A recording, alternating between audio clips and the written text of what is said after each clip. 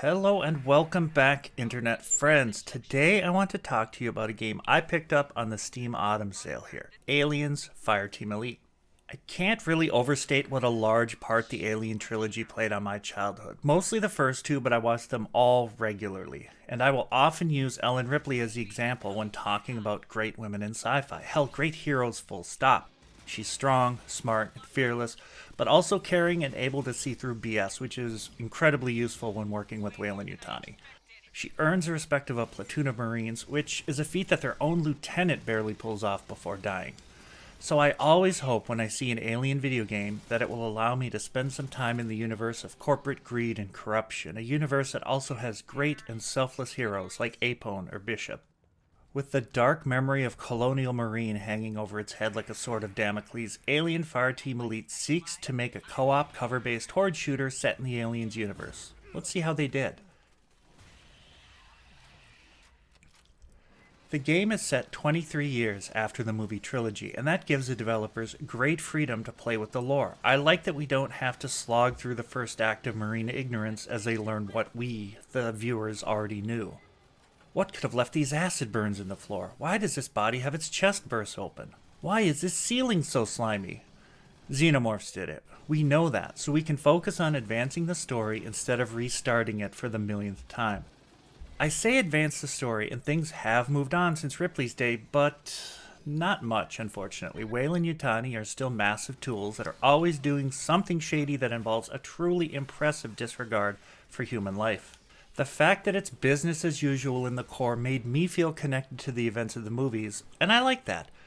You start as a fresh recruit arriving aboard the Endeavour. You can choose from a limited number of hair options and colors, skin color, gender, as well as facial hair, none of which, ironically, would be permissible according to AR 670-1. But that's a US Army regulation, not a Colonial Marine one, so who knows. You can, at any time between missions, change your look, and cosmetic uniforms and covers are a huge part of the progression system, so don't expect to look like a fresh-faced E-nothing for very long. The story takes place across 4 campaigns, where you will see your mission evolve from a supposedly simple rescue all the way to a last-ditch seek-and-destroy operation. I really enjoyed the campaigns. Most of the narrative is given to you via radio as you go about chasing the dot on your HUD. Inevitably, aliens will attack you, and various times throughout the mission you're required to hunker down and either fight off a swarm or survive until a set point like a door opening or elevator arriving. This has become a staple of games like Left 4 Dead or Back 4 Blood, and I really like to hear because it feels decidedly alien. The beep of the motion detector combined with the bark of the pulse rifles. More on that later. After missions, you can either choose to press on or return to the Endeavour, your ship. It's often best to vote for the latter, as you no doubt have credits burning a hole in your bank account. Once aboard your ship, you can buy weapons, cosmetic armor sets, or even weapon skins and decals. Another thing you can buy is class perks. The perk system is surprisingly robust and flexible for a horde shooter, and it's the reason, well, one of the reasons, I'm choosing to play this over Back 4 Blood right now. The other reason being the amazing aliens feel. In the case of my Demolisher here, I can fire rockets with Q or do a ground pound with E. I also have a passive bonus, but let's stick to talking about your active abilities for now. The perks you can buy or earn can turn my 3 rockets into less damaging napalm versions that cause a decent size area to burn for a time, damage any enemies inside. This may not seem that great against xenomorphs, but you run into other foes later that this actually isn't bad against. I can also choose to make my rockets do less damage but knock down enemies longer, turning me from more of a damage-dealing class to more of a crowd control expert. Naturally, you can also alter duration, cooldown, and damage of your abilities and guns, but that's just boring nerd math. We want to talk about making things go boom different. Let's talk more in depth about the class system now. I have joined the official Discord, I recommend you do the same by the way, and seeing the roles people have selected, there doesn't seem to be one wasted or useless class. You have the gunner. The game will start you off as this, and it's your standard Marine. You have grenades, you use a rifle and a close quarter weapon like a shotgun or a submachine gun. I played the first 2 missions as a gunner, and it's a good class, but I've spent most of my time as the next class, and that is the Demolisher. They have the iconic smart gun that you see Vasquez and Drake use in Aliens. It's one with the sideways handle and the armature that connects to the Marine's waist. They are so cool and useful, even if sometimes I feel like I'm fighting the autolock feature. But this feels like a quirk of the weapon more than a game design failure. They also have a rifle like a gunner. Anyone can use a limited sentry gun by either buying them or finding them in the world, but no one uses sentry guns like the Technician class. I admittedly haven't taken them out of the Endeavor, but I did play around a bit with their improved sentry and auras that benefit the team. Definitely have them feel as more of a team-oriented support character. There's a recon specialist, which is a sniper of sorts, and I imagine they hate their life in the first campaign, but in the second and beyond, they could be very handy to have around.